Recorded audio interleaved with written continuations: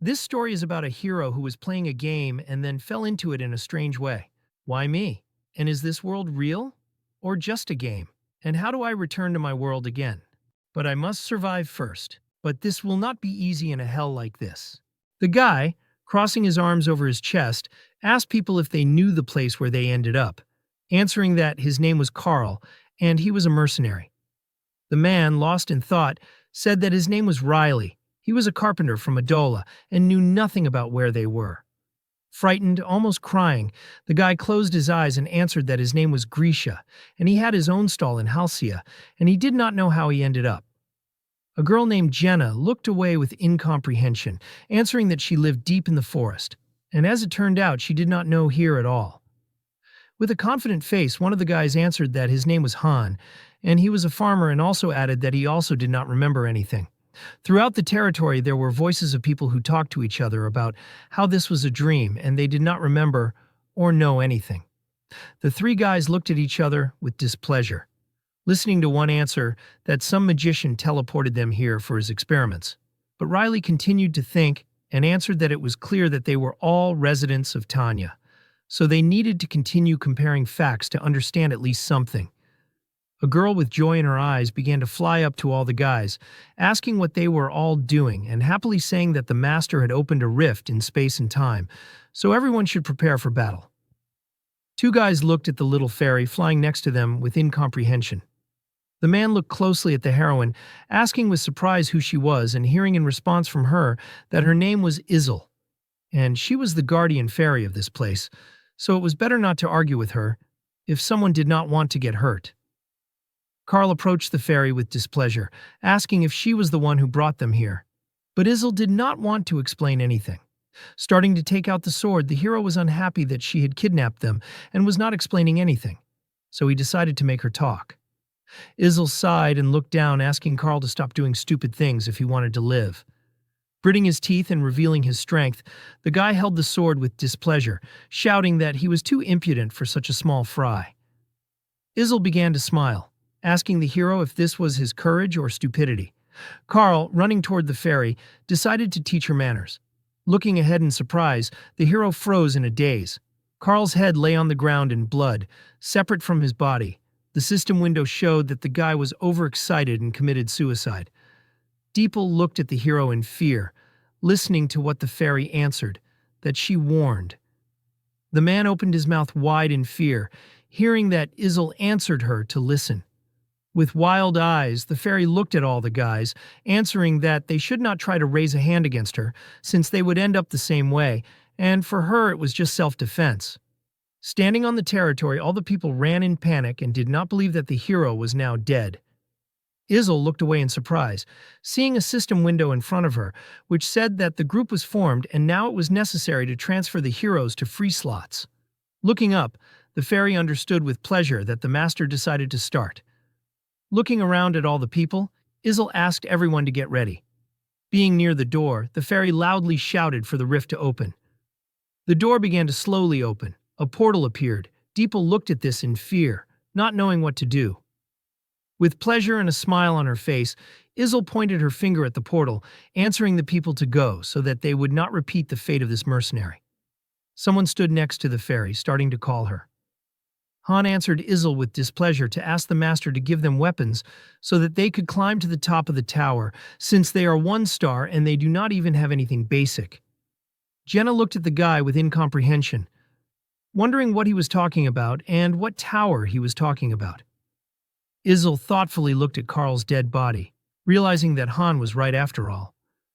Starting to write something on the keyboard, the fairy asked the master if it was possible to give the heroes equipment. Riley looked at the guy with fear and surprise, asking him if he knew anything about this place. Han calmly answered that he had not been here for a very long time. Everyone looked at the system windows, which said that everyone was given a sword and a bow. Looking closely at Han, Jenna began to understand that she needed to prepare very well. Pointing to the house, the hero shouted for everyone to go to the arsenal and take weapons, since they would soon begin. All the people looked after Han, asking what kind of battle it would be and what beginning everyone was talking about. Panic began in the area. Everyone was shouting that they could not fight anyone. There were many weapons in the arsenal. people began to take different equipment. A few seconds later, everyone came out of the arsenal with a full set. Izel, with a smile on her face, was next to the portal and pointing her finger at it, shouting for the group to go forward. Someone's hand touched the portal. The heroes, afraid to go there, looked at it in surprise and heard the fairy shouting at them to go faster. Jenna looked in surprise as Han took a weak shield, deciding to team up with the guy. Approaching the hero, the girl looked at the guy, starting to ask him if he knew what was behind those gates and why they all needed weapons. Han sighed in displeasure and looked at the floor, saying that it was too many questions. But they were all going to the arena to kill enemies, and the rest was not up to them.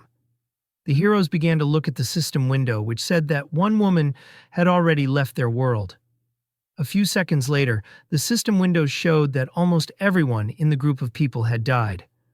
Han looked at this, answering that he did not expect anything else from one's stars. Izel looked at the message with displeasure, which said that one group had been destroyed. Han was surprised that it happened so quickly. Starting to get angry, the fairy heard the master asking the remaining heroes to move to free slots. Han understood that it was their turn, and the girl meanwhile was thinking why no one had returned from the portal. One of the men approached Izel in fear, asking him to feel sorry for him, since arthritis had broken out. Jenna noticed how calm Han was. Taking the man by the clothes, the heroine shouted that they needed to go and unite in order to survive. As they went into the portal, the guys heard the fairy shouting to everyone that they could handle it. Their feet were standing on the new ground. Jenna and the others looked around in surprise. Starting to look around, a group of people wondered where they were. There was something written on the wall at the top of the building. The door showed that this was the first floor of the main dungeon. Han looked ahead confidently, seeing that the system window said that the gate was opening and they needed to get ready. So he began to shout to the guys not to panic. The light became brighter, transferring the guys to a new world. Grass, a calm, peaceful sky. A group of people looked around in fear, seeing that they were in a field. The heroes asked with confusion where they were. Goblins began to run at the guys. Their levels were at the top, and the system window showed that the guys needed to destroy their enemies. Looking closely at the monsters, Han shouted for all the guys to gather, because if they do not fight, they will die. Seeing how the heroes ran back in fear, the guy did not know what to say to this. Jenna screamed loudly, and looking to the side asked where the old man went. The system window showed that Jenna was experiencing fear, so all the characteristics were reduced by 30%. The man continued to run quickly, loudly screaming that 3 guys began to quickly run back. The system window showed that the heroes were experiencing fear, so all the characteristics were reduced by 30%. Jenna looked away in fear, seeing how the guys crashed into the wall. With incomprehension, the heroes saw how they were standing near the wall and they could not get out of this place. The man, knocking on the shield, discontentedly asked to let him out. Looking back, Han mockingly called everyone pathetic cowards. Jenna looked at the guy in fear, starting to confidently look at Han. The girl asked him if they would be able to get out if they killed all these goblins. Looking forward, Han began to tell the girl that he would go into close combat, and she would shoot back. Looking at the hero, Jenna asked what would happen to the rest of the group. Looking forward confidently, Han asked the girl not to think about it, since they were of no use. The goblins began to open their mouths wide. The monsters were quickly approaching the heroes. Running confidently forward, Han began to understand that he had never held a shield and sword in his hand. The monsters jumped on the main character, trying to kill him. Looking at the goblins, the guy answered that his name was Han. Starting to fight the goblins, the guy and Jenna tried to defend themselves or get away from the monsters' attack. The main character knew that he had gotten into a game that depended only on luck. The door that opened the portal was tightly closed. The game Choose Me was loading on the phone. A huge number of people played it. The goal of this game was to reach the 100th floor of the tower. Players began to create items to improve and strengthen the heroes, and then worked out tactics to pass each stage. Until yesterday, Han was an ordinary person playing this game. Sitting on the couch, the hero held the phone in his hand and looked at the new event in the game, which was called the Paranormal Dungeon. Looking closely at the phone, Han realized that the maximum rank in this game is 7 stars, and the guy has bad luck. Han opened thousands of cards, but never got 7 stars, despite the fact that everyone already has them. Thinking, the hero realized that this game is different from its peers, and it's rather harsh rules, and all the heroes have only one life. An important warning appeared. Holding the phone tightly in his hands, the hero did not understand why his players were afraid, seeing that each of them was experiencing fear. With a calm face looking at the game, Han saw how his fighter was experiencing fear. Some boss of level 999 in the game began to kill Han's players. Looking at the phone with incomprehension, the hero began to think that this was just some kind of system error. Watching the enemy with level 999, Han realized that his players died before he saw anything. A monster quickly jumped out of the phone, shouting to the guy that he found it. Han looked up in fear, not understanding what was happening, because the game had just ended. Darkness fell. The system window told the guy to create his account. A message came out of the darkness for Han to choose a name. A few seconds later, Han had already chosen a nickname in the game. Without pressing anything, the guy saw how the game worked for him. One of the system windows welcomed the guy into the game. Suddenly, a message appeared that asked Han if he would start training, since after it, the hero would be able to receive a reward. The looked into the distance in fear. Standing with a sword in his hands, Han looked away in confusion. Listening to the system window answer that in an unremarkable town there lived a guy named Han. Tanya is an area where people live together with other slaves. Showing the city's domain, the system window responded that an unknown enemy had attacked these peaceful lands, so the hero now needed to climb to the top of the tower if he wanted to. The hand was holding the corner of the wall. Han looked into the distance with a frightened face. A system window was shown in front of the hero, telling him to destroy the goblins that had invaded the city. With wild fear, the guy could not believe it, thinking that this was not real. The guy began to watch as the goblin jumped on him and began to understand that he did not have time to figure it out. Holding the sword, the guy gritting his teeth swung the weapon. Confidently looking forward, the hero fought the monsters. With fatigue, the hero continued to grit his teeth, closing his eyes. Attacking the goblins, the guy swung his swords one after another. Screaming loudly, the hero began to quickly swing his weapon at the monsters. The guy could not come to terms with the fact that he personally killed another creature. Starting to leave tiredly, Han saw that the system window showed that the task was completed. The guy looked into the distance, surprised by the look. Seeing that he was standing in the square, the guy began to understand that he was in the game Choose Me.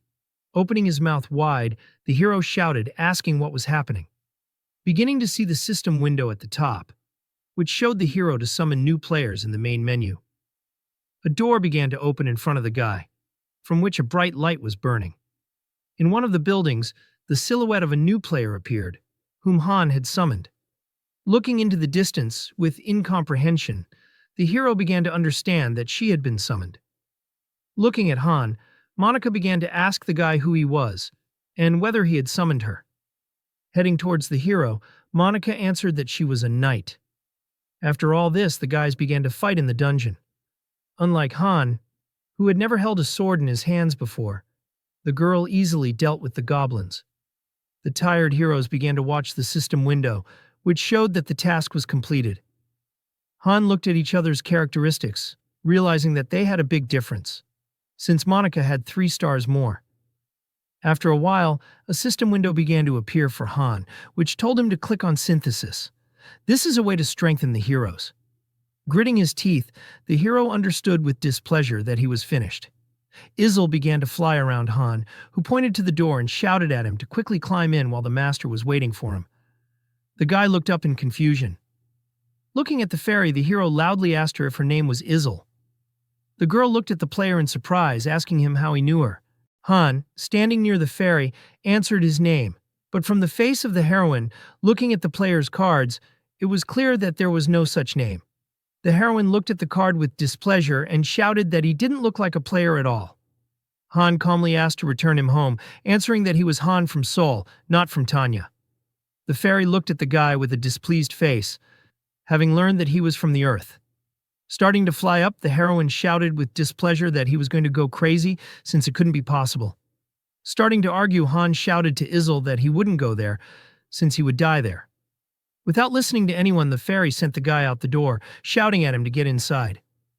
Monica, standing next to the guy, answered that he entered very noisily. His hands began to absorb magic. Han, looking at his body with fear, answered that it all began. Synthesis is when one of the heroes rushes as a sacrifice to strengthen the other. One of the heroes is absorbed by the other. Looking away with displeasure, the hero understood that Monica had 4 stars, and he had 1, so no normal player would sacrifice the heroine for him.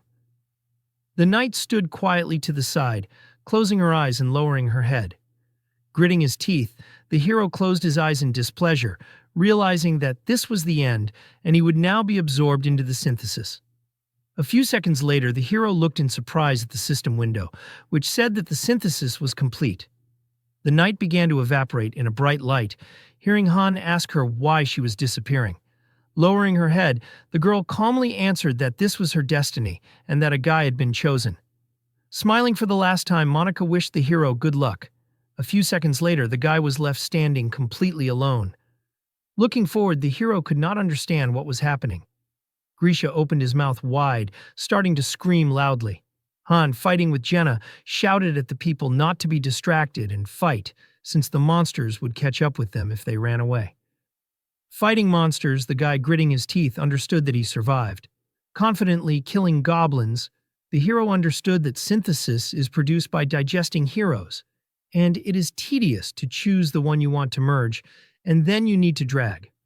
Looking away, Han discontentedly understood that they were lucky that the master is so stupid, but the game is a garbage dump. Jenna, running next to the guy, shouted that she killed one, but the second is not all. A few seconds later, the goblin's mouth bit Han's shoulder. With a dissatisfied face, the hero looked away, and gritting his teeth, understood that he did not know how he ended up inside this game, but one thing was clear for sure, that Han was summoned by a 1-star hero. The shield with all its strength began to pass over the goblin. Remembering the monster, the hero understood that this monster of level 999 looked into his eyes and laughed. Killing monsters, the hero understood that it could not be a coincidence, and that monster transferred him to this place.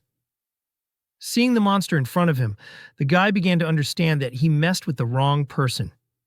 Jenna ran to the wounded guy sitting in fear. Despite the girl, the guy answered that it would heal when they returned. Sitting on the field and holding the wound with his hand, the hero knew that players almost do not directly control the fight, because the combat AI automatically conducts battles. And even so, the game gained 1 million downloads for one simple reason.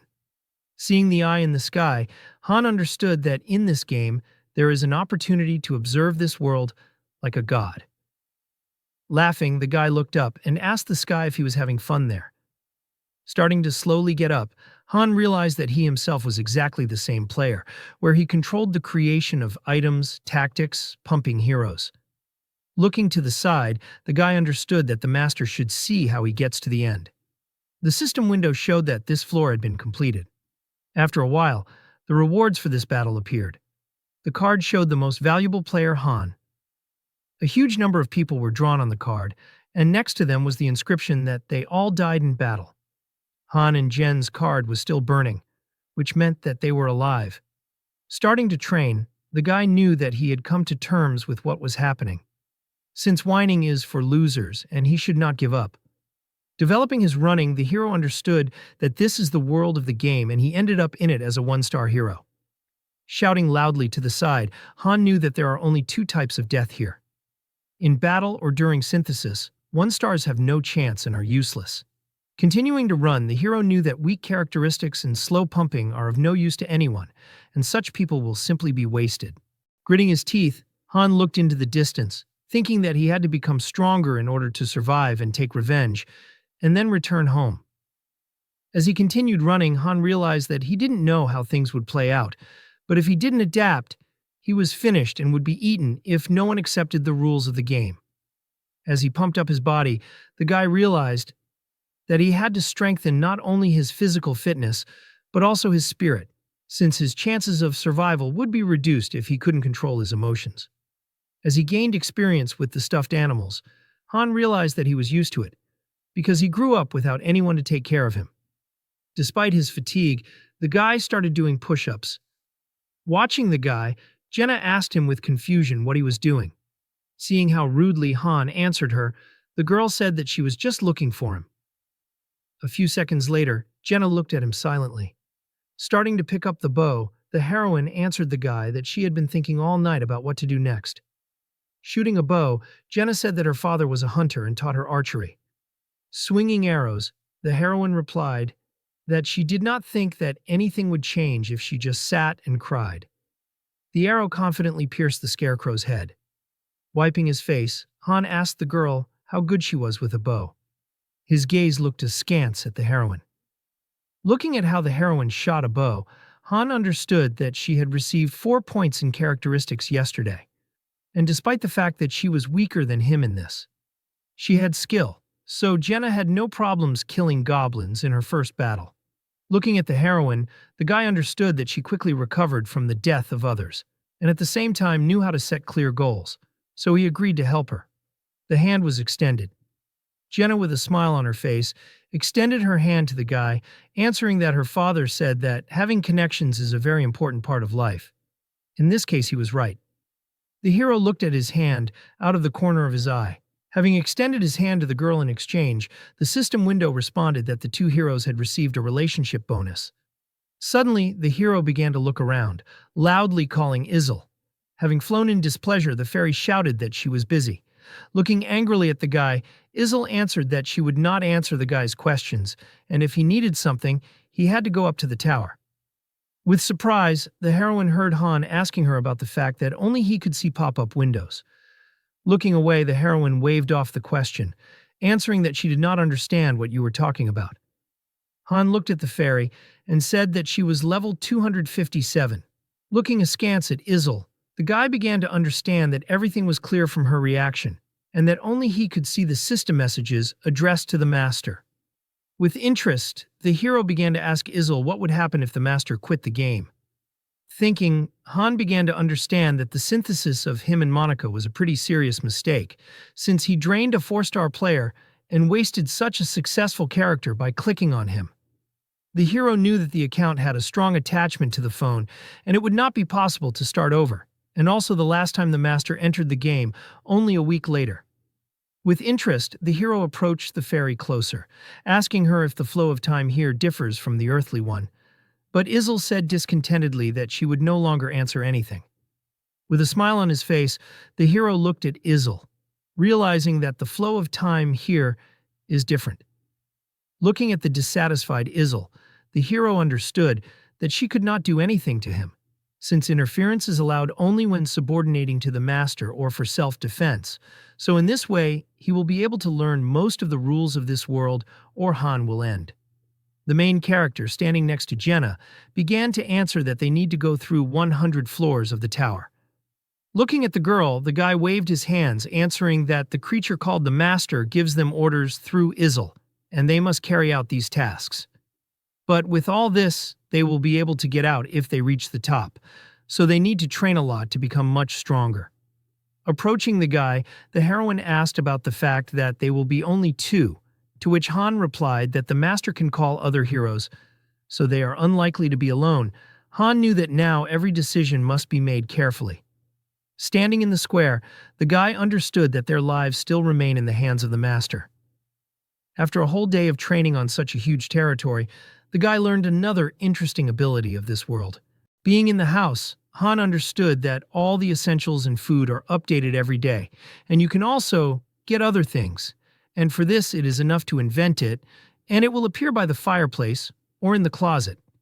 But with all this, with game items, weapons, or money, this will not work. As he continued to train and gain experience, Han realized that the results of training were also different, as he was now learning mechanics that he had no idea about when he played himself. For example, among the 1-stars, there were more talented ones. Looking away, the guy realized that their trait was hard work, and despite the fact that training did not raise the characteristics or level, they helped to receive and develop new skills. Seeing battles, the master would sort the heroes by 3 criteria. The first was fortitude. since the master did not need heroes who tended to panic on the battlefield. Remembering Monica, the second criterion was skills, since high-ranking heroes were already summoned with skills, and 1 stars required hard work to reveal them. Continuing to run, Han realized that the third criterion would be physical training, which was the last point that the guy was working on. On the third day of training, the master entered the game. Looking into the distance, Han answered Jenna, who was walking towards him. To get ready, since the master was already here, the hero understood that he had received 2 skills, and for now, this was the maximum. Standing in the square, the guys saw a system window which said that the master was starting a call. Looking at this, Han understood that he was calling heroes, and there should be 5 people in the group, so 3 more would come. A few seconds later, 3 heroes appeared on the territory. Leaving for the arsenal, Jenna shouted at the guys to get ready for battle, since they would soon begin the battle. Izel, standing near the rift, began to shout for it to open. Han and Jenna confidently began to take weapons, since there was little time. Dissatisfiedly walking forward, Han watched as Jenna pulled them into the portal, and understood that there were no weapons for new players, because they were left with the dead heroes. Toby looked back at the girl with displeasure, asking her if she was also in on it. Han entered the portal, telling the guys that they would soon understand everything themselves. Leaving the disgruntled guys in place, Han shouted at the girl not to think about it, since it was no longer their business. A few seconds later, the players were sent into the portal with the help of Izel. The fairy shouted at them to start listening so that she would not hurt them. The door began to close. With a smile on her face, Izel looked at the guys one last time, telling everyone to have fun. A group of people stood in the shield, seeing the system window, which said that they were on the 2nd floor. Confidently looking at Jenna, Han, not noticing the frightened people, asked the girl if she was ready. Evil animals began to walk around the territory, which began to approach the guys. 3 new guys with tears and fear in their eyes wondered what it was. Han looked at them with displeasure. Looking at Jenna, it was clear from the system window that she was also experiencing fear, which is why her characteristics were lowered by 30%. Having hit the heroine with his shield with all his might, the guy asked her if she had eaten enough porridge. Looking at the dissatisfied and angry Jenna, Han replied that 2 goblins were on her, and he would deal with the wolves himself. The protagonist looked at the newcomers out of the corner of his eye, realizing that he would be of no use to them. The wolves quickly attacked the guy. The mouth began to open wide. Opening his mouth wide, the hero quickly ran at the wolves, screaming loudly. The sword plunged into the wolf's mouth, passing through the beast's muzzle. Looking up with displeasure, Han understood that the weapon was terrible, and 1 blow was not enough. His hand began to spin. Swinging the weapon in different directions at the wolves, Han looked into the distance, realizing that this would be enough for him. After a while, the sword killed the last wolf, cutting off its head. The looked away with anger. With quick movements, Han put his shield in the mouth of the wolf, who wanted to attack the hero. Han looked at the monster with displeasure, gritting his teeth. On the other side, a new wolf jumped on the hero, trying to attack. Filled with strength, Han quickly ran at the wolf, swinging his weapon. With the help of a sword strike, blood began to flow all over the territory. The hero looked forward with displeasure, gritting his teeth. Looking into the distance, the hero asked about what was going on with the goblins. All the monsters had weapons. Approaching the goblins, the guy asked the girl in surprise how many times she shot them. The heroes looked tiredly at the monsters, realizing that they were all already dead. The heroes stood in a stream of power, seeing a system window above, which said that the floor was protected. Han and Jenna began to leave, and the 3 heroes calmly followed them. The ground began to shake. Jenna asked in fear what was happening, to which Han replied that they had captured the 2nd floor and were now going up to the 3rd. The hero watched the 3 players, realizing that the master would always rise. Looking into the distance, Han began to think about what would happen next and whether they would immediately clear the 3rd floor. Exhaling, Han noticed the system window, which showed that the master had left the game. Izel was pulling herself up, loudly shouting that she was very tired. Turning to the portal, Han began to understand that they were passing one floor per day, and if time was 3 times faster here, then the master would return in 3 days. Putting the shield in the arsenal, the hero began to understand that his intelligence had decreased by 1, but strength had increased by 2 points. Character had increased by 4, and the pumping speed had also improved. This meant that Han had become stronger. The hero, not noticing how the 3 guys were yelling at Jenna, thought that the master was in no hurry, because they would have had problems if they constantly went straight up. Looking at the players, the guy realized that 1-star heroes were ordinary people who had never been to war and had never fought. Remembering Carl, the hero understood why they were considered expendable. Starting to think about Monica and her battles, Han realized that high-ranking heroes do not hesitate in battle, unlike 1-star ones who panic. Looking at Jenna, the hero thought that Monica probably knew something. The heroine stood next to the guy, offering him to try to explain everything to the guys. Han looked at Jenna with displeasure, asking her why waste time on this. The heroine looked at the guys, realizing that if they explained everything, the heroes could understand everything and then become their allies. The main character watched the trio, answering that they would soon die, so he would see how everything goes further. Looking at the guys, the hero understood that they were simply synthesizing, so he began to answer them not to freeze. Since they would, the guy's gaze was carefully looking at the girl. As he left, Han answered Jenna that he was not going to waste his time on her. Toby grabbed the guy's clothes tightly. With quick movements, Han turned over and punched the hero in the face. Looking down at Toby, the guy answered that they were hiding behind their backs while they fought. Looking out of the corner of his eye at Jenna, Han asked the girl if she was happy now. The next day, the guys continued training. Starting to fight with the Scarecrow, Han understood that after physical training, weapons training began. It was difficult to call it any special training, since the hero simply waved a wooden sword, and Jenna shot a bow. The trio did not show up for training. They behaved as if they had found a way out of this place. Jenna confidently began to shoot a bow. The guy swung his sword with quick movements. Gritting his teeth, the hero began to look at his leg, which had an arrow in it.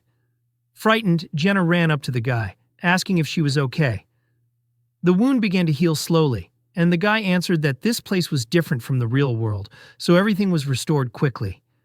Continuing to fight, the hero shouted for everyone to start. Han understood that pain was not a problem for him because it meant that he was still alive. Arrows began to quickly pierce the shield. The system window showed that the master was back in the game. Izzle looked at all the guys, loudly shouting for them to gather in the square. Jenna looked ahead with confidence and began to warm up, answering that her hands were itchy after training. Han was surprised that the girl was getting used to the new world so quickly. The guys began to look at the fairy with displeasure, asking to return them home. The fairy began to slowly lose her temper, quickly throwing the heroes up. Izzle shouted at them that they were annoying her. Han and Jenna stood aside, watching the fairy deal with the 3 guys. The beaten heroes stood quietly, listening to Izzle shouting at them to go inside. The system window showed that the 3rd floor had begun. New monsters were already ready for battle. Taking a stance, Han confidently told the girl that their strength and skills had improved, and now they should act like in training. A few seconds later, the guy quickly ran at the goblins, slowly killing everyone. Standing together with the girl and looking at each other, the hero replied that it was very boring. Jenna began to look at the 3 with displeasure, answering that they were just standing again. Looking up, Han saw advice, which said to send the disobedient fighters for a new passage. Jenna looked at Han, realizing that it was too early for them to relax. The heroes appeared on the 1st floor again. Looking around, Jenna realized that everything was not so bad. Looking at the monsters, the guys realized that they did not change. Jenna held a bow with a smile on her face and killed the last monsters. Looking up, Han again saw that the master wanted to go through the 1st floor. The girl and the hero went through the floors one by one, killing all the monsters and receiving rewards for this. Barely standing on her feet, Jenna looked at the guy with displeasure, hoping that they would not be sent to fight again. After a while, the heroes came out of the rift. Jenna walked ahead with Han, answering that she was tired of protecting them.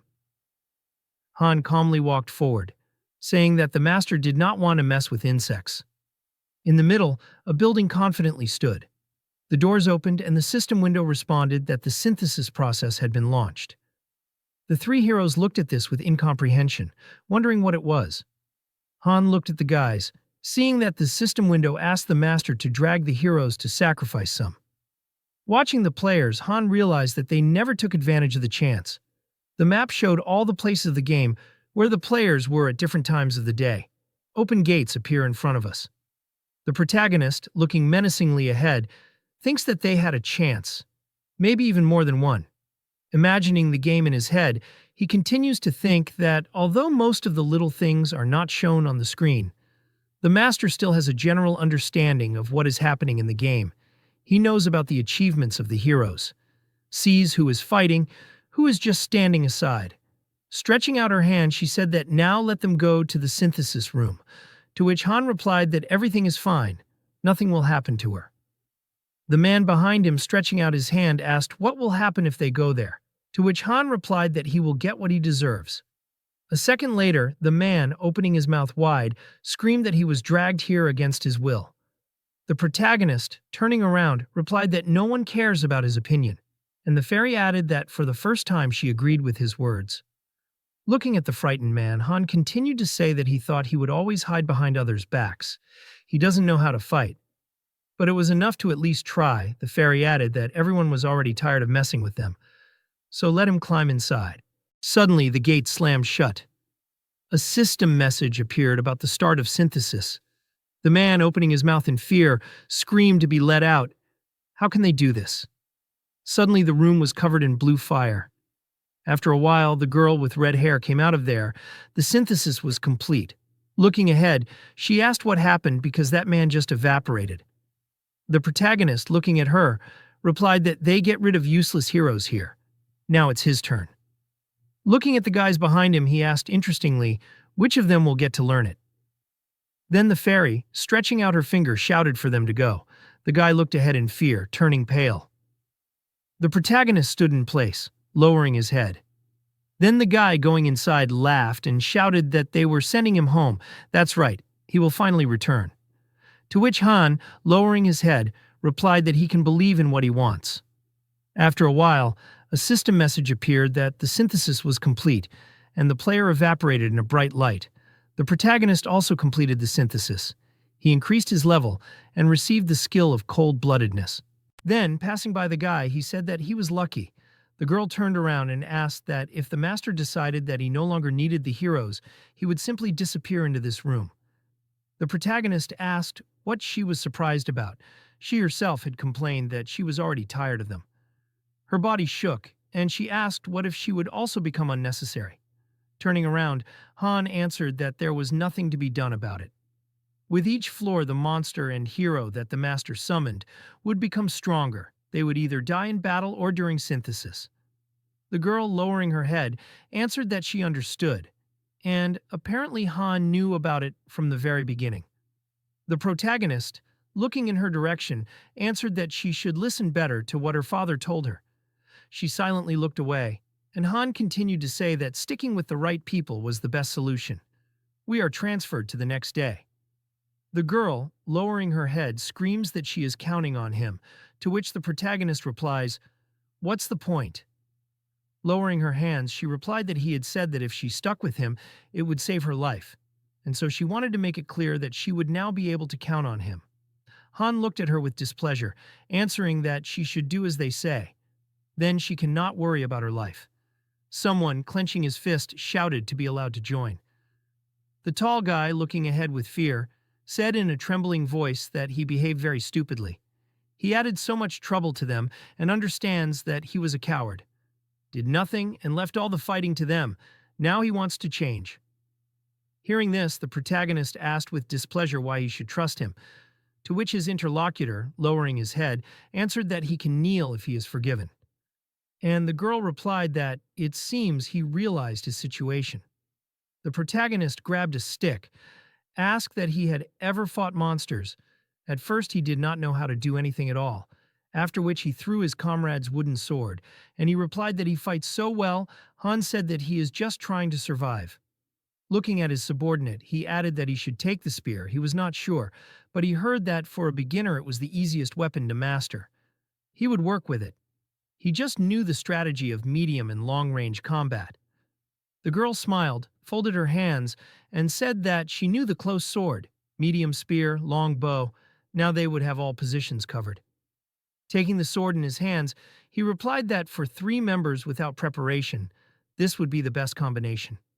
Frowning, he continued to say that what was he waiting for? Let him prepare for battle. The guy looking ahead in fear replied that first, shouldn't he be taught at least something? Han flew up to his comrade at great speed, shouting that as if he could, he himself had never held a spear in his hands, he was learning on the go, so let him repeat after him. After that, he delivered a huge number of attacks, adding that at least he had a sparring partner, he only had a scarecrow. The guy clenched his teeth in fear, then he closed his eyes and swung the spear. At that moment, Han kicked him, telling him not to close his eyes in the middle of the fight. The guy winced in pain. He grabbed his stomach, looking at him. The protagonist replied that he actually gave in. That's all he could do. The monster would have killed him long ago. The girl standing behind asked that this was his first time. Didn't overdo it. Han replied that he didn't care and didn't need ballast. He wouldn't waste time on someone who was incapable of anything. Approaching his sparring partner, he asked if he had a family, to which he replied that his little sister was waiting for him. Then the protagonist said that at least that was something. He had no one at all. He brought the wooden sword to the throat of his new ally. Looking at him menacingly, he told him to imagine what would happen to her if he never returned. The guy's face turned pale, and Han continued to say that if he was going to die, then it would be better if he didn't go near the monsters. They would be torn apart. Synthesis is not so painful. Let him start what he can't handle.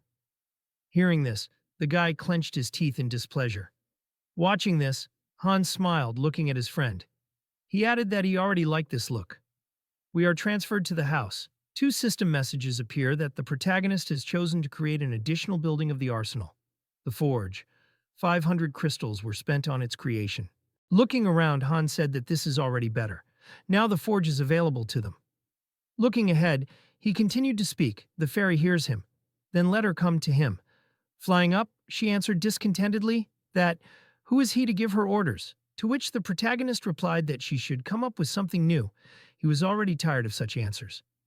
The fairy, angry, began to hit him with her fists. And the protagonist calmly replied that she was the one who formed the messages with answers. They looked like messages from the game form. She could go online. Folding her arms discontentedly, the fairy replied that she could. She counts a little in her free time. Then Han said that she had access to a form with strategies. First the training center, then 10 weapons, then the forge. Hearing this, the fairy asked with displeasure how he knew this, to which the protagonist replied that, why shouldn't he know? One of the most popular posts on the forum, written by Loki, his interlocutor asked that he even knew about it, and Han said that of course he was also a player. The fairy, smiling, continued to say that now he is a low-ranking character on the lower floors, and Mr. Loki, the master of all masters, the god of this game, he would definitely be in first place if he received at least one 7-star hero. Smiling, the protagonist asked what she liked about him, to which the girl replied that he can make the impossible possible. Then she, stretching out her arms, flew away, saying that he is magnificent. Suddenly she stopped when Han apologized to her. She asked in surprise what he was talking about. The protagonist, looking menacingly in front of him, answered that he is Loki. A list of building upgrades appears in front of us, after which the fairy flew away and screamed that this was some kind of stupid joke. Looking at her, Han said that the account number was 46,631,913. Frowning, he continued to say that to prevent hacking, the game account number is known only to the owner and managers of the server. She can check or tell him another email. The fairy entered the account number and then replied that this was serious, this can't be, after which she lowered her head and then her cheeks turned red and she shouted for him to quickly give her an autograph. She will be the coolest in the fan club. After signing, Han asked discontentedly what she was talking about, to which the girl replied that the fan club of Loki, the master of all masters, she will become a top-level member if she gets an autograph. The protagonist, looking menacingly ahead, answered that he had never heard of it. The fairy's body shook, and she, in a trembling voice, that she had really said so much to the real Loki. Signing, the protagonist said that, okay, he was now a one-star hero who cared. Suddenly, the fairy screamed for him to stop. What would happen to the settlement without him? To which Han replied that he had no idea. We are transferred to the settlement, 30 floors of a huge fortress, capacity for 20,000 people. Most of the buildings there are upgraded to level 22. Huge pumping. But so what? He is the dungeon master now. The girl, frightened, looking ahead, asked what would happen to all the residents, to which the protagonist replied that she should disband the settlement if she was worried about them. Her face turned pale and she replied that she couldn't, to which the protagonist replied that he knew she was just a mid-level moderator who handled all sorts of little things. He tilted his head and added that the master of this account was also a person from Earth, and the heroes who were summoned here were not AI at all. The fairy replied that they came from different worlds, but they were all real people. Introducing the creator, she added that he didn't know about it. He was just a player who liked to play. For him, the heroes were just consumables, who could be exposed to any danger. Hearing this, Han looked away with displeasure, asking that he would be able to return home if he climbed to the top. Yeah, I don't know. After which the protagonist, frowning, said that he would then ask another question. Who placed him here? The girl replied that she couldn't say that. While she was climbing, he folded his hands and asked what access and powers she had. The fairy said that she could give the master advice, open and close buildings, help in choosing something. Han, imagining the settlement, asked that the cities of other masters look the same. The fairy answered that there was some difference, but in general, yes. The protagonist frowned and imagined a huge number of islands, thinking that there were a million such worlds. An image of heroes appeared in his head, and he thought that the summoning, the system for creating an infinite number of heroes with thousands of different combinations of skills, turned out to be a lie. Quantum artificial intelligence was a deception. The heroes were not advanced machines, but real people. The roguelike system, endless content options. In fact, a million different worlds. Pressing a button on his phone, he thought that what was happening in the game was real. His thoughtless actions in the past doomed many people to death. After which, the protagonist called the fairy with displeasure. Looking at her, he told her to listen to him if she wanted to climb up. We are transported to the mannequins. The girl swings her blade, looking at her. Han thinks that she is just a genius. She is growing at a speed that is inaccessible to other heroes of her level. For the first time she holds a dagger, but she got the hang of it so quickly.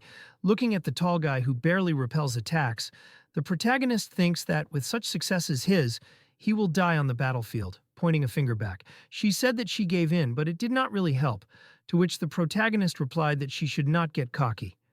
They need to go, the girl asked. What happened? Is he really not going to train his number one assistant? Suddenly a fairy appeared who loudly shouted in displeasure, how dare she address him like that? She is number one. The fairy continued to shout contentedly, but suddenly Han grabbed her, answering that it is not time for her to work. Even in her hand she shouted that, in any case, she is the first assistant, the protagonist. Looking at her, thought that maybe he should not tell her about this. Then he went to the warehouse asking the fairy to open it. They went inside, a message that Han found iron, leather, and boards in the warehouse. They went outside. The protagonist asked the fairy to open the forge, and the girl took the cart, asked what he was planning.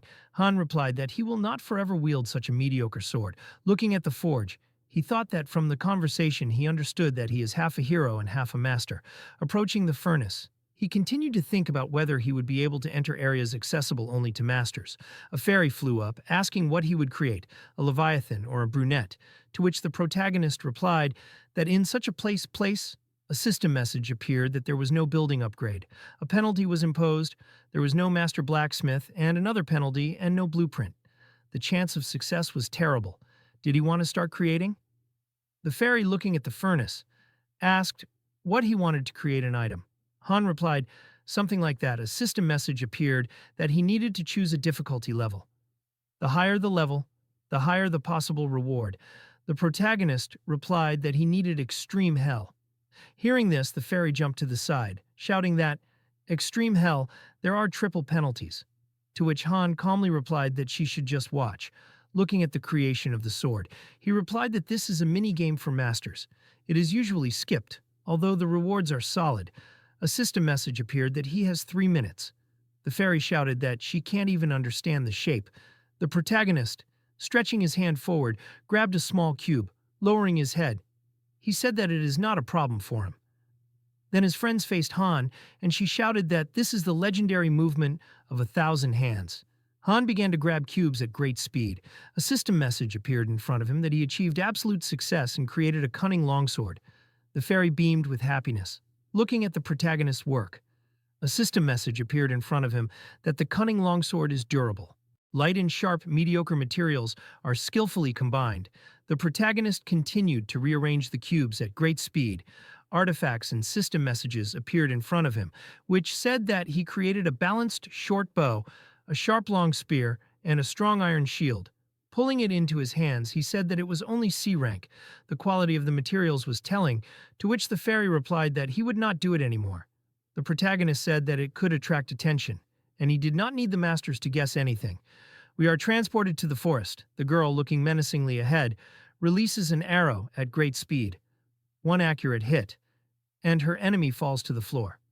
We are on the 4th floor. On it, it is necessary to destroy all the enemies. The girl, smiling, looks at her new weapon, saying that the tension is much stronger.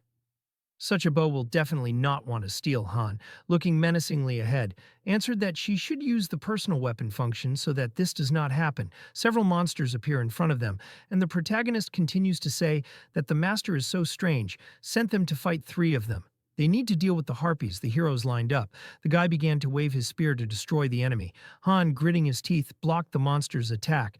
A system message appeared in front of him that his ally was experiencing fear, and all stats were reduced by 30%, after which he said that he was too chaotic. Then, as his comrades swung the blade of the computer at the harpy, after a few seconds, the girl hit him in the face, shouting for him to pull himself together. The guy looked at the blood flowing from his nose in fear, and she shouted for him to understand what was at stake in his life.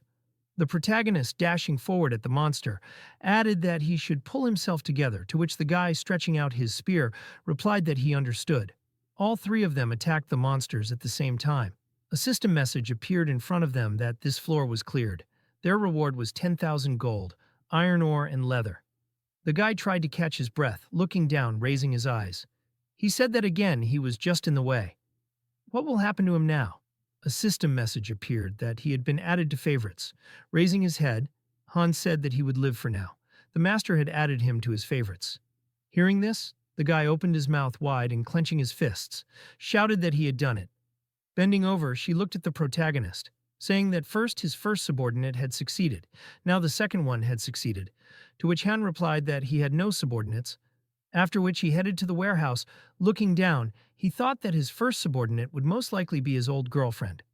Several cards were in his head, and he thought that a group of 5 people, 6-star heroes of the 99th level, each with their own divine and other powerful skills, maybe he could still meet them, remembering his city. He continued to think that this isn't a FK game.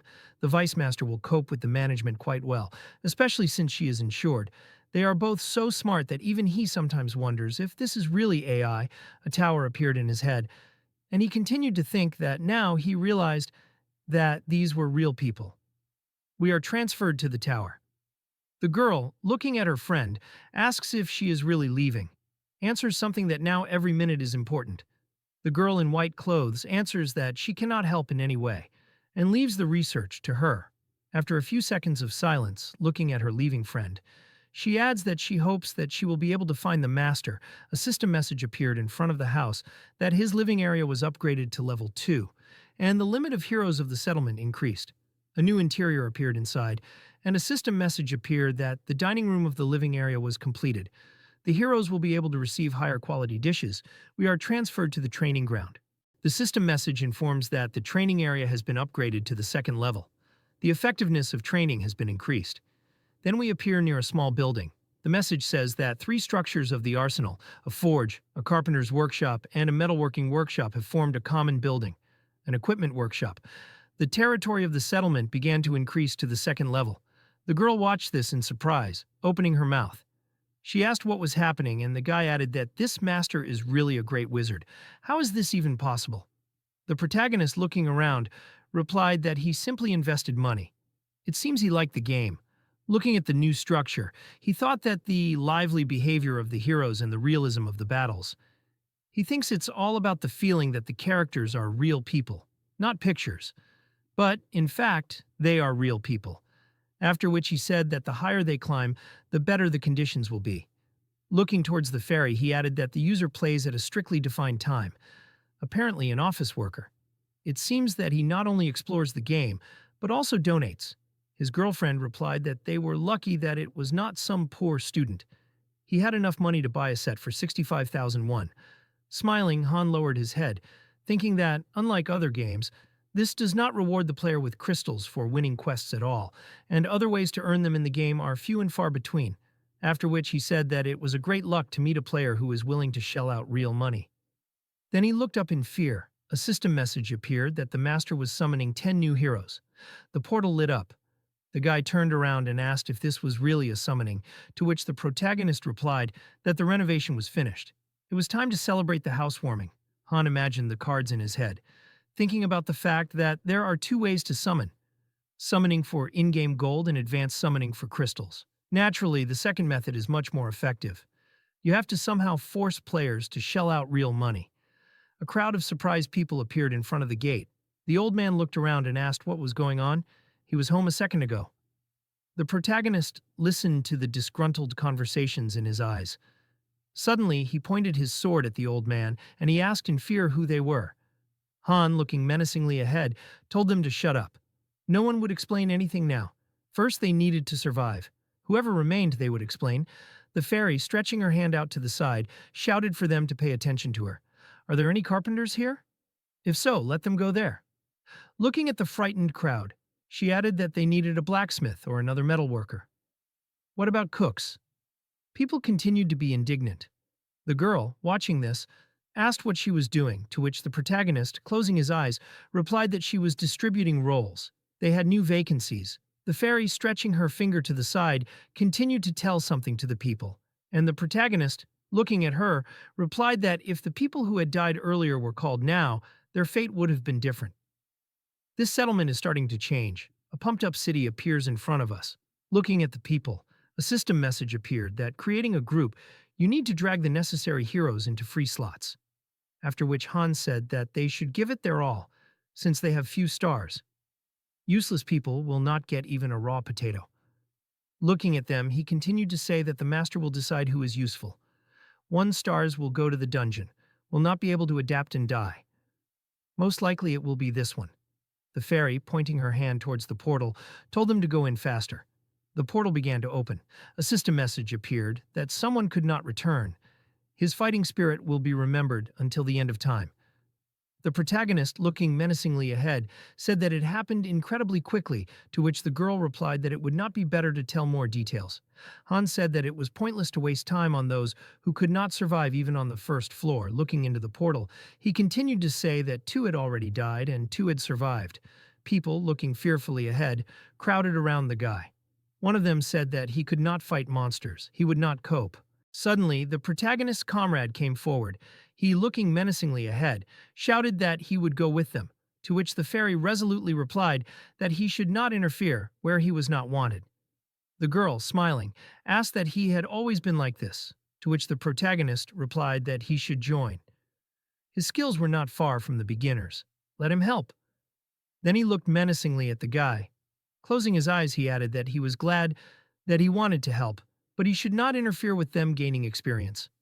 The girl, opening her mouth, raised her hands, saying that she wanted to go home and eat normally. All this time they were fed only potatoes. Looking at her, the protagonist thought that she had completely lost her fear. Raising his head, he added that the sky was incredibly bright, as if someone was watching them. Looking at the girl, he continued to say that it was just like a god who sees and hears everything. Smiling, Han added that she should not worry. He hardly cares about every word they said, imagining the screen in his head. He thought that no one heard their words. Everything that happened here was heavily filtered and sent in short messages. After a while, the guy returned with other newcomers. The protagonist, looking at him, said that no one died. How many goblins did he kill? He answered 1.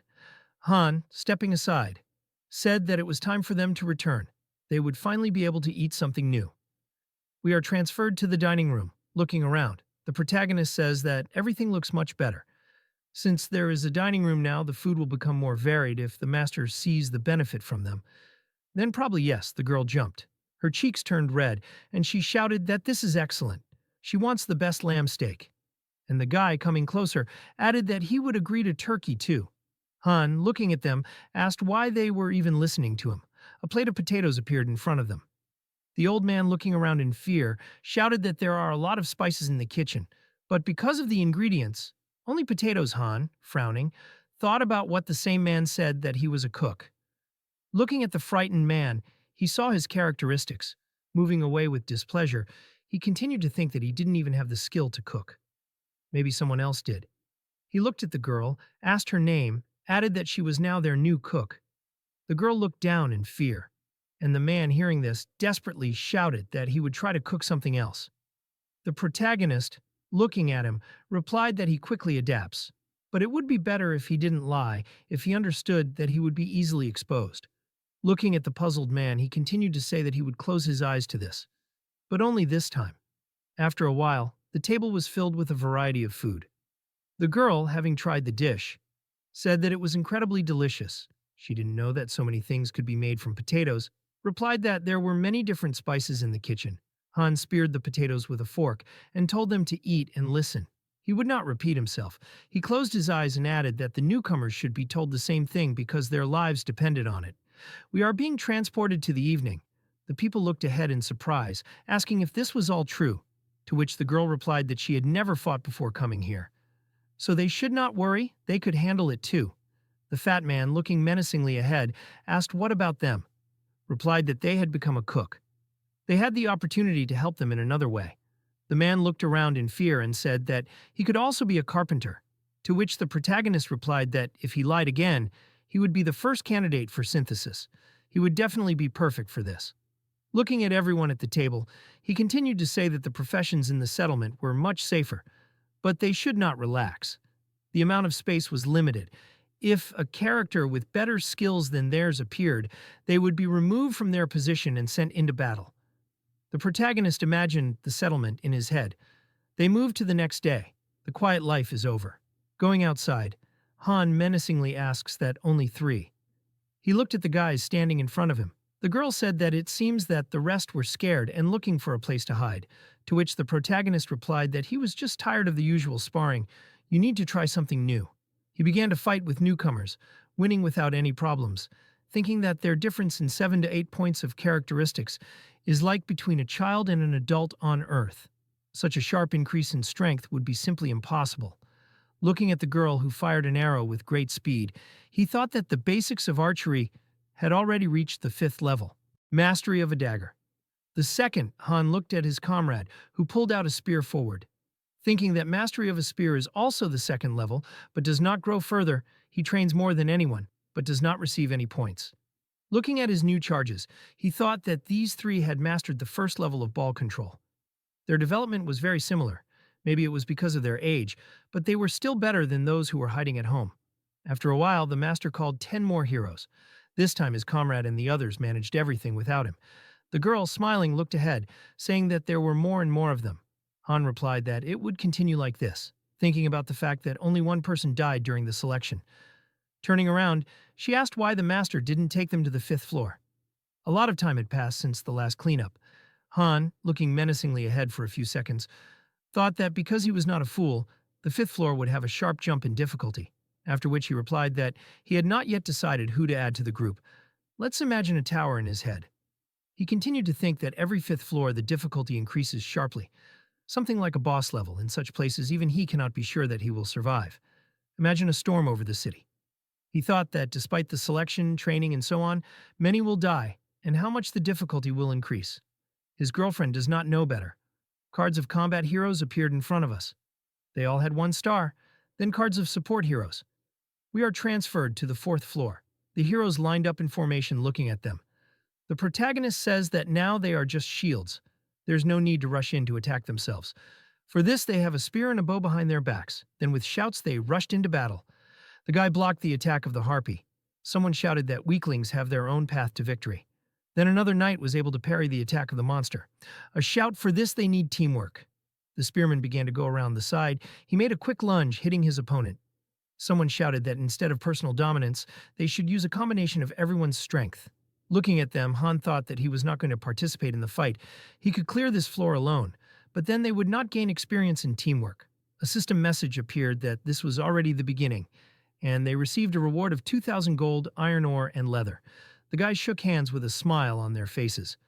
Looking at them, the protagonist thought that he did not know what they would have to do on the fifth floor. And among all the options, there was a task that he could not complete alone. The guy hugged his comrades, smiling, asking what they thought about it. The girl, looking at them, said that they tried well, to which the protagonist replied that he agreed. We are transferred to the armory. The master began to log into the game, less often. From the second pack of 10 heroes, he pulled out a blacksmith, a tanner, and a carpenter. They began to work hard in the workshop to create equipment, mainly swords and shields of rank E. They were given to beginners, which significantly increased survivability, and the main group received high-ranking equipment. Looking at the player's map, Han thought that 3 useless heroes were sent for synthesis. They never came to training, and said that they would run away at the first opportunity. Among them was a man who lied about his ability to cook. We are transferred to a few days later. The guy looks at the shield in surprise, saying that today they again need to go to the 4th floor. He wants to go further. The protagonist, looking menacingly in front of him, asked that today they will not go up to the 5th floor. The fairy answered that most likely, and the girl asked that they really are going up. He stepped forward, saying that this would not be a regular floor clearing. For now, they should not tense up, but also not relax in vain. The guy looking at him shouted that he understood. A strong flash of light appears in front of us. We are transferred to a destroyed building. Devastation is everywhere. 5 heroes are teleported to an abandoned street. The spearman, looking around, says that monsters are not visible, to which the protagonist replies that they need to line up. First, they need to get to the city center. Looking ahead, he thinks that there are no people or monsters. This is definitely not a clearing. Suddenly, the spearman screamed loudly. Shouting for Han to look there, a skeleton appeared in front of them, lying on the ground, turning around. He added that this is an absolutely empty city. The girl, passing by, said that she sees only traces of dried blood. This place is not at all like the previous one. To which the protagonist replied that there were flowers before. Looking at the tower, he continued to say that they need to climb up there. The girl quickly got up and looked around. Han asked if she saw anything. She replied that there was a city in front of her. The girl suddenly froze, and then said that she wanted to believe that she imagined it. The spearman, raising his eyes, shouted that she saw. The girl silently looked ahead for a few seconds and then asked that everything was really like this, after which she lowered her gaze, shouting that she saw a huge horde of goblins outside the city, and they were heading their way. Han menacingly asked how many of them there were. Looking at the approaching threat, she added that there were thousands of them. A system message appeared that they needed to survive and outlive the attack of the horde. The spearman, looking up in fear, asked that she was serious. The girl replied that he thought she was joking about such a thing. The protagonist told them to calm down. The spearman, clenching his fists, shouted what went wrong, to which Han replied that he shouldn't be scared. This wasn't a floor capture, but a survival mission. They needed to hold out for a while. The guy approaching Han asked if they could just hide, to which the protagonist replied that they couldn't go into buildings. They needed to get out of here. They ran as fast as they could. The spearman shouted how long they needed to hold out, to which Han replied, 10 minutes after encountering enemies. Frowning, he thought that they were unlucky. Judging by the pattern of the previous floors, the chance of such a mission appearing on the 5th floor was about 9%, after which he shouted for them to run away from the main streets and go into the alleys, and then he continued to reflect that due to the lack of opportunities, players complained that heroes were simply destroyed in low cities. The guy turned around and asked if there was no better place, because Han replied that they would break through everywhere anyway, and they did not have time to look for another place. Having taken up a circular defense, he added that they needed to stay here. He continued to say that the passages here were small. They would be able to break through in a wide line, so even if there were 10,000 of them, the guy shouted that it was fine. They would try. Then Han, looking at his team, gave them the task of guarding the passages, after which he said that they would fight in turns, let them use every minute of rest wisely. Frowning, he looked at the girl, telling her to stay in the center and save arrows. Let her kill only on his command. The guy looked menacingly in front of him. The protagonist shouted that they needed to build barricades before the goblins arrived. Let them remember, if they break through from even one side, they would all be finished. Han, looking menacingly ahead, thought that 30 minutes, he is not sure if it is game time or real time, the countdown will start at the first contact with goblins. Suddenly, the protagonist saw a small goblin in the passage, after which it turned around and stared ahead with a smile. The timer began to count down. Han, looking menacingly ahead, shouted that they did not even have time to make a barricade. He cut the goblins' bodies. Several more attacked after him. The protagonist shouted that they were approaching. He opened his mouth wide, adding that they were changing the plan. The barricades would be made of their corpses, having destroyed his enemy. More and more goblins began to appear in the passage. The girl, watching this, shouted that she was shooting on command. Han, looking menacingly ahead, thought that the tactics were simple, block and strike, after which he shouted that they were stupid, let them act according to their name. The goblins, their mouths wide open, continued to press and nest. The spearmen, turning around, shouted that they would really only last 10 minutes. Han, lowering his head, replied that he had ever lied to them. The crowd of goblins continued to crawl out of all the cracks. Looking at them, the protagonist thought that they would never die here. The sun began to rise. The goblin opened his mouth wide. At that moment, someone plunged a blade into his neck. The protagonist, looking menacingly ahead, shouted for his subordinates to change. The guy, sighing heavily, replied that he still could, to which Han discontentedly shouted for him to shut up and comply. Looking menacingly ahead, he thought that he did not have enough stamina. Looking at the tired soldier, he continued to think that it was not only the level, the technique was also weak. He was overexcited and spent too much energy. One blow was enough. Pulling his sword forward, Han thought that one blow, one monster is the most effective method. Strike, block, and strike again, after which he shouted that these monsters are as weak as the ones they killed on the first floor. Looking at the crowd, he thought that there were a lot of them. Someone shouted if they were afraid of anything at all, just running into battle, spitting on everything. Turning around, the protagonist shouted for his subordinates to change. The guy, menacingly looking ahead, shouted that he understood, and Han, watching them, thought that this was the weakest point. Looking at the girl, he told her to take another position and let her try to take the arrows they use. Turning around, she released an arrow, shouting that she was tired of waiting to kill the goblins who would break through the defense. She hit one right in the eye. The spearman, swinging his arm to strike, shouted that Han had said they needed to hold out for 10 minutes. The protagonist, looking menacingly ahead, replied that only 5 had passed. One of the goblins, opening his mouth wide, jumped forward. Something pushed him back with all his might. The girl, hitting him with her knee, shouted for them to stop climbing towards them. Suddenly, the guy opened his mouth wide and screamed in pain. A system message appeared that one of the squad members was bleeding. He would gradually lose health.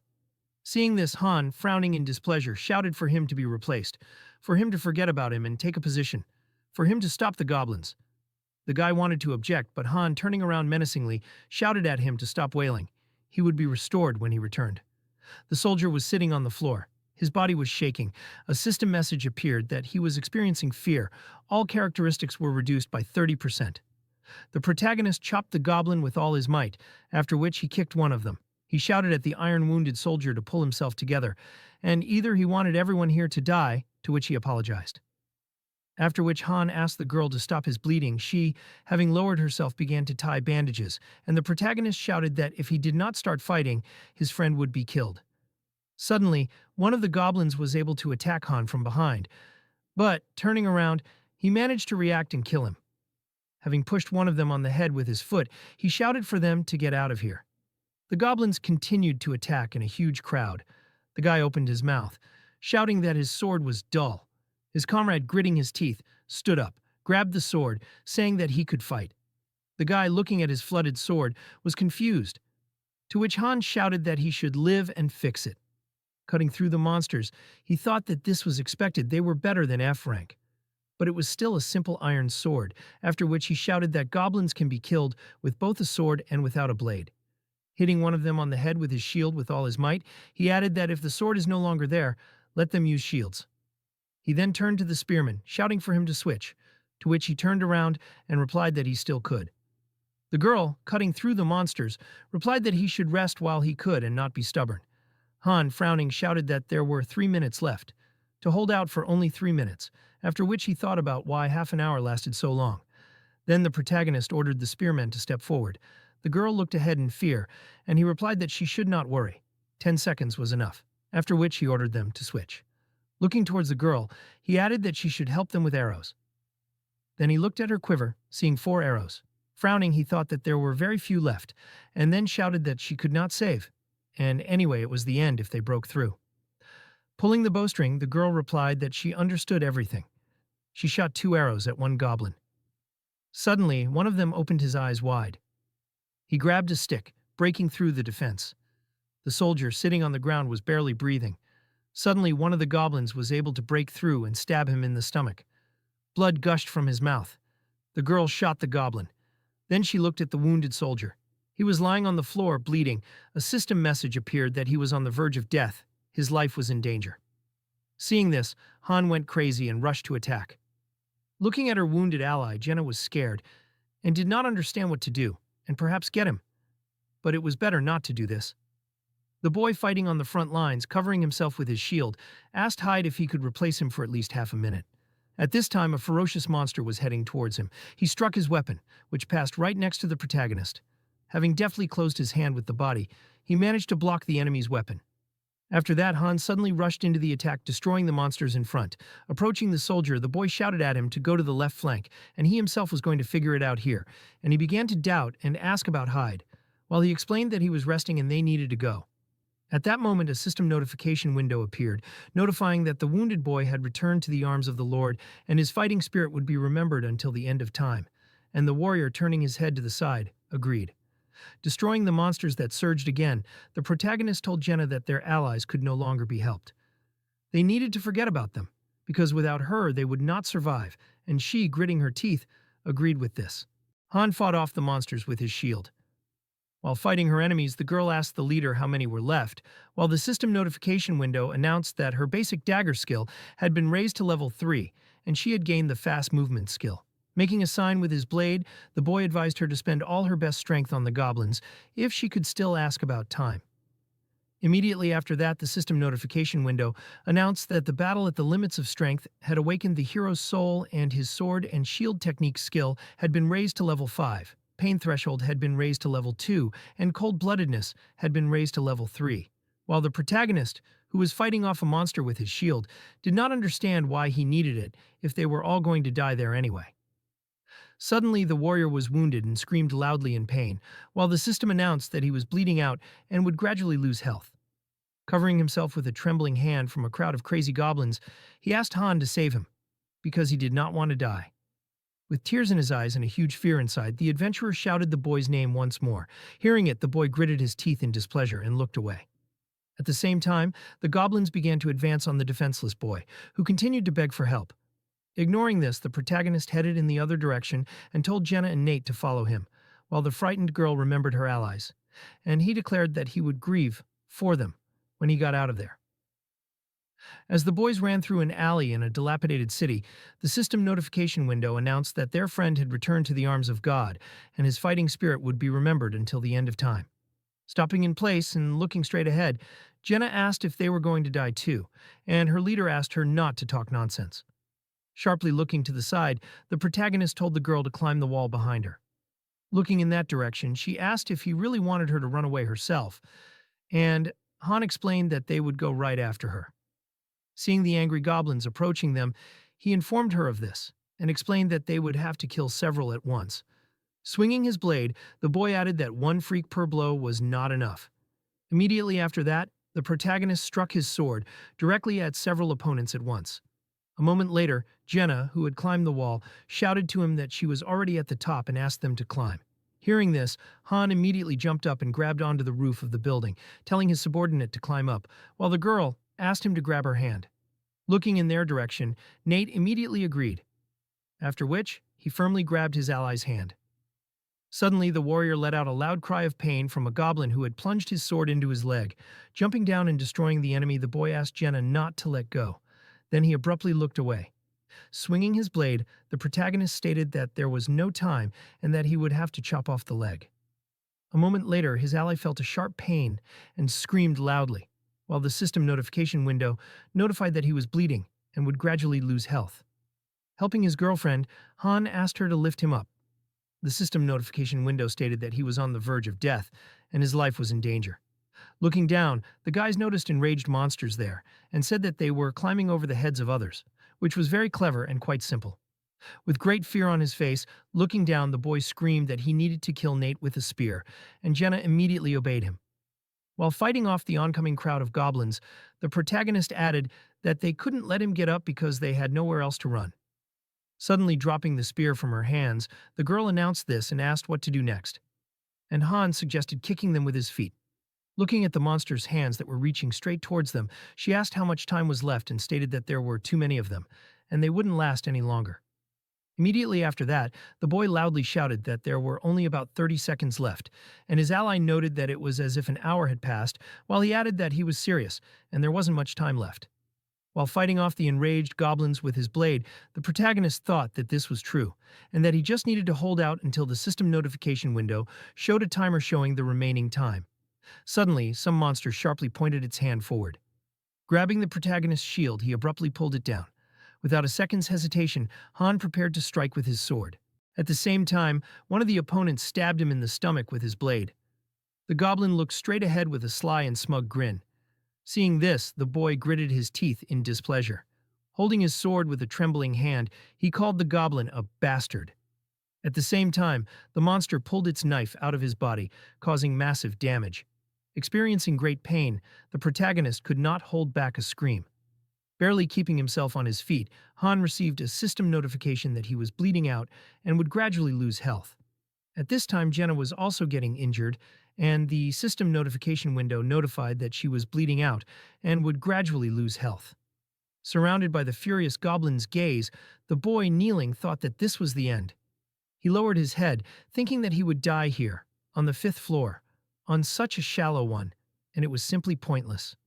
Plunging into the abyss of his fears, the protagonist did not understand why he had to go through all this torment at all, and he would not have to face such a thing on Earth. The only question that remained in his head was the misunderstanding of why him. Suddenly awakening his furious gaze, the protagonist asked the question again, why? Destroying the goblin with his sword, Han called them all fucking freaks. Activating the berserker mode, he asked that they really wanted to kill him. And this was only the 5th floor. With his blackened eye with a red pupil, he looked straight at the monsters heading towards him, and, moving the blade to the side, said that there was no reason. At this time, the maddened goblin rushed to attack. Using his blade, Han managed to defeat all the enemies who attacked him, and he declared that he would not die in such a place. A moment later, severed limbs of goblins were scattered around the area. With a maddened look, looking straight ahead, he asked them to attack, while the system notification was placed that the berserker skill was awakened. While the monsters looked at their opponent in fear, Jenna thought that it was difficult to even breathe. Watching everything that was happening, she noticed that every fiber of her body was screaming in pain. A moment later, the protagonist inhaled air into his mouth.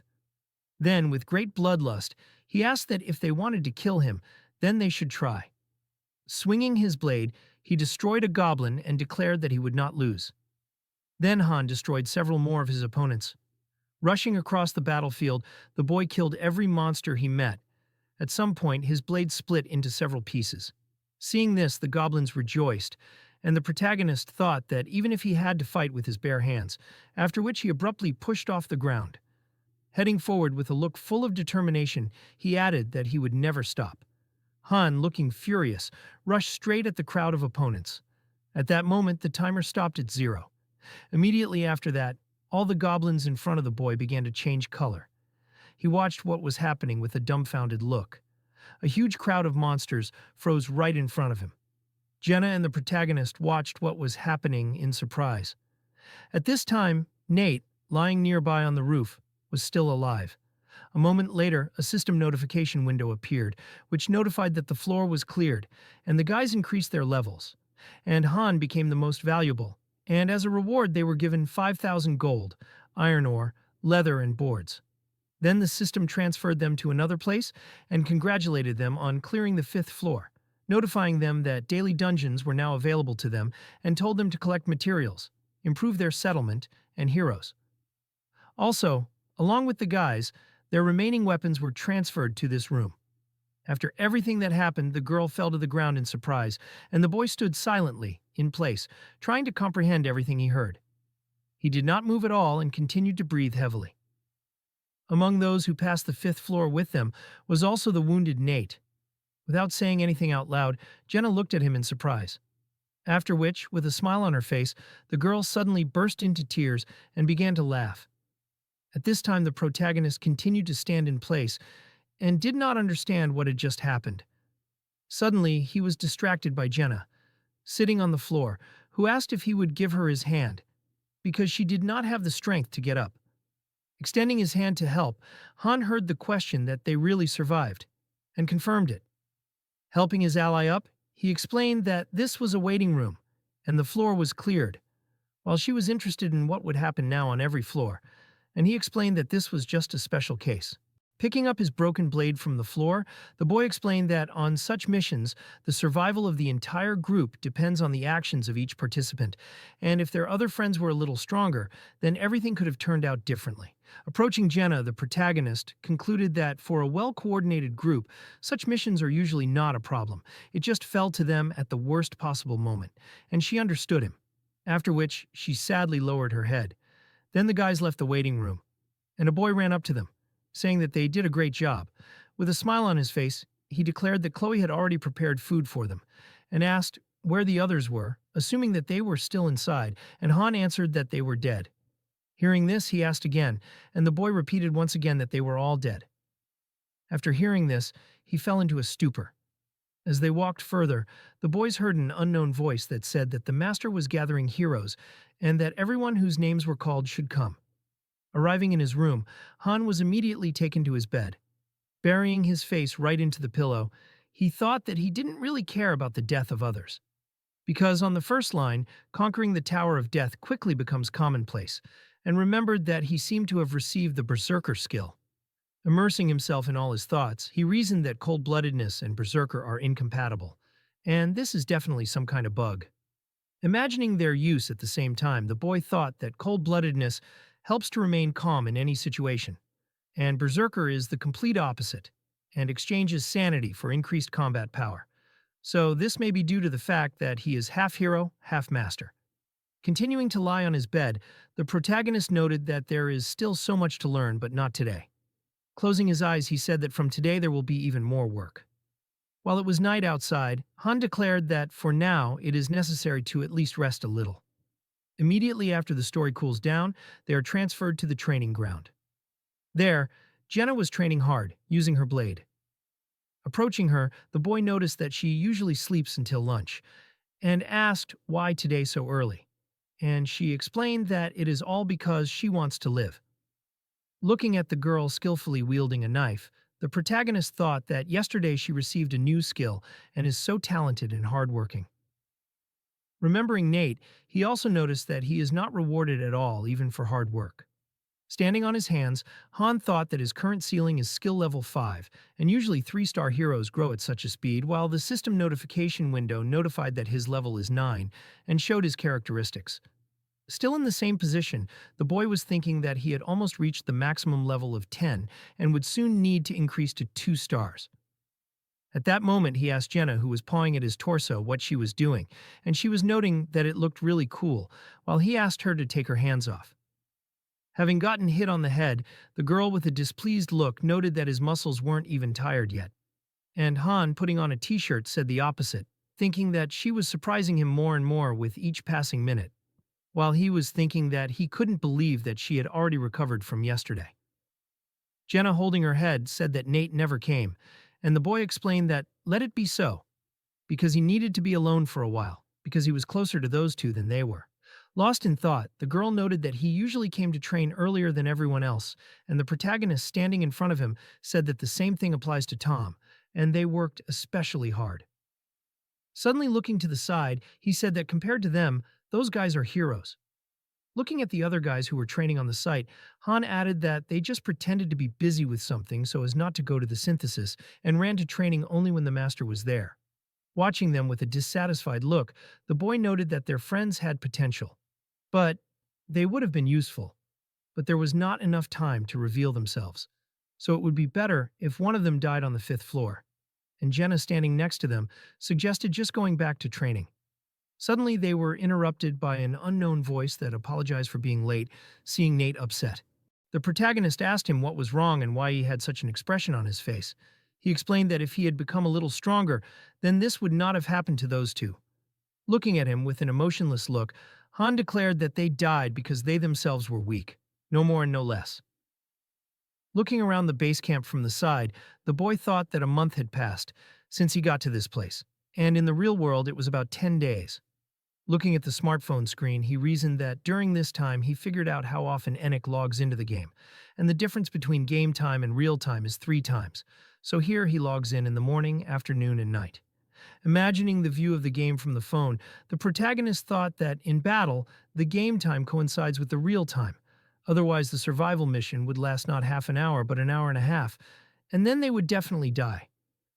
At the same time, Izel, with a wide smile on her face, declared that they should follow Han's example because he was such a good guy and cleared the 5th floor, had such incompetence in the group, declaring that he was definitely the master of all masters. Hearing this, Jenna whispered to her friend a question about what he did and why she was acting so strangely, and he explained that it was a company secret, while the enraged fairy scolded the others, calling them incompetents who still dared to laze around while she was working so hard, and said that they would not get away with it. And the boy, leaving from there, said that it would be better to leave them alone because they would still come where they needed to go. If they were immediately after this, the system notification window announced that Group 4 had been created, which included Han, Jenna, Lewis, Jeffrey, and Owen, and the protagonist listened to all this with an emotionless look, while the others were stunned. Suddenly, an unknown voice stated that the mentioned heroes needed to go through the rift of time and space right now, and a surprised Jenna asked that the two of them were with the other heroes, and they didn't even know them. Being in the rift of time and space with the other members of the group, the boy told his ally not to worry, because this time everything would be much easier. Right in front of them, a portal appeared that the dungeon that opens every day is called Daily Dungeons, and they need to collect various materials. And this time, it will be the Kendert Forest, with a duration of 11 hours. Reading this information, the protagonist thought that they became available, and the man standing next to him asked that he would fight with them. Looking at him, Han asked his name. He said that his name was Owen, and noted that they would hardly be able to help in any way. While the portal was activating, he explained that there was no need to worry, and they would not have to fight. Immediately after that, a beam of blue light appeared in the middle of the forest, finding themselves in the middle of a new location. The guys heard the system notifications, which said that Group 4 entered the lower-ranked Kendert Forest, which is a daily dungeon, and there they will collect materials and return after the time has passed, and also received advice that dungeons change depending on the day of the week, and therefore it is necessary to check in advance where to send your heroes. Carefully looking around, Jenna asked where the enemies were, and whether these were special tasks again. Coming closer to her, Han grabbed her cheek. She did not understand what he was doing, and did not see anything funny until he called her funny. Immediately after that, the boy picked up a stone from the ground and explained that this was a daily dungeon, and you need to collect materials in it. He then threw it into a nearby portal, and the man who saw it asked what it was, while he explained that it was a trash can, and it was better to think of it as a storage. When suddenly the system notification window notified that he had collected trash and gave advice that it was not needed by the settlement, so it was better not to collect it. Breaking off a branch from a tree, the protagonist explained that it was better to throw collected materials there, like these branches. Putting the collected branch in the storage, he added that it would absorb them and create new items. The system notification window notified that 100 branches needed to be collected for them to turn into a log, which required a carpenter's bench. Owen looked at him in fear, asking if that was all, and his ally asked if they really didn't even have to fight, while Han concluded that it didn't concern her and suggested that they go hunting. Following him, the girl noted that 5 did not let her rest, and asked what they would hunt: boars, deer, rabbits, and was also happy that they would finally eat meat. After some time, the guys came across a deer standing in the middle of a clearing. Seeing it, Jenna began to drool with joy, and she said that she found it, and asked the cutlet not to move from the spot. Immediately after that, the girl shot. Her arrow hit the animal right in the approaching the carcass of her prey. The archer noted that it looked appetizing, and the boy standing behind asked if she knew how to cut up, while she explained that, of course she did, because she had watched her father do it for years. Getting down to business, Jenna explained that first you need to drain all the blood, then open the belly and pull out the entrails, while the protagonist silently watched everything that was happening. As Han began to leave, he told her to throw everything into the rift when they were done and not to leave anything here, and she asked where he was going, while he noted that he needed to do something instead of asking questions, and he was also tired of eating only potatoes. Immediately after that, the boy headed to another part of the forest to a huge waterfall. Looking at the timer, he thought that there was only half an hour left, and they would automatically return to his settlements when the timer ran out. Looking ahead, the protagonist suddenly noticed the animals standing there and was glad that he found them. Taking out his blade, Han looked at the queen of the forest, noting that rare monsters can be found in the dungeon forests. Imagining a low-ranking attribute stone in his head, the boy reasoned that they were used to obtain materials for promoting heroes, and such monsters did not always appear, but if they did, they were not very difficult to find. Immediately after that, he rushed forward. Hearing something incomprehensible, the deer immediately raised its head. A moment later, the protagonist decapitated it with just one swing of the sword. Noticing this, his relative immediately rushed to attack towards Han. Seeing this, he attacked back, inflicting a huge number of cuts with his blade. Then Han found himself right in front of the queen of the forest and said that all her friends were dead, which was a pity. The majestic white deer looked at him with great displeasure. Pointing his sword straight at him, the boy asked to attack.